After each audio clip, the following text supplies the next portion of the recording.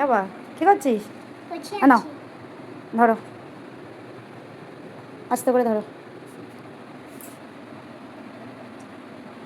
কেমন হয়েছে খেতে?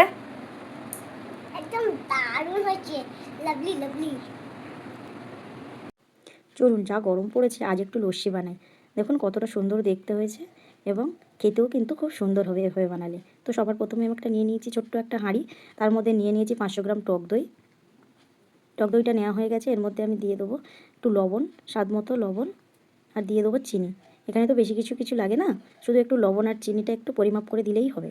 তো একটা কাঁটার সাহায্যে আগে দই, চিনি, লবণটাকে ভালো করে ফেটিয়ে নিতে হবে। ফেটিয়ে নিয়ে চিনি আর লবণটাকে বেশ করে ওর সঙ্গে 3টে জিনিস মিলিয়ে নিতে হবে। দিয়ে তারপর আমি কিন্তু ফ্রিজের ঠান্ডা জল আমি ঢেলে দিয়েছি। দিটাকে ভালো করে ফেটাতে হবে। ফেটিয়ে যেরকম দেখুন ওই এগুলো উঠে এসছে না, গেঁজাগুলো উঠে এসছে, এরকম হয়ে যাবে উপরটা। দিয়ে দেখুন খুব সুন্দর হয়ে গেছে। ব্যাস এরকম, এটা কিন্তু এবার হয়ে গেছে। এটা আমি কাঁটাটাকে সরিয়ে নিয়ে এবার দুটো কাঁচের গ্লাস নিয়েছি, গ্লাসের মধ্যে আমি ঢেলে নেব। সুন্দর করে ঢেলে নিয়েছি। এবার ওই গ্লাসের উপরটা একটু সুন্দর লাগার জন্য আমি একটু গুঁড়ো মশলা দিয়ে দিয়েছি, একটু স্লাইস করে লেবু কেটে রেখেছি, ওটাও গ্লাসের মধ্যে আমি দিয়ে দেবো। দিয়ে আর দুটো স্ট্র দিয়ে দেবো, তাহলে কি একটু সুন্দর দেখতে হবে। এভাবে বাড়িতে অবশ্যই বানাবেন, কিন্তু খেতে খুবই ভালো হয়। আর গরমের সময় এক গ্লাস লস্যি পেলে আর কি চাই। অবশ্যই কমেন্ট করবেন এবং কেমন হয়েছে বলবেন। বাবা কী করছিস? বসে না আছি। ধরো,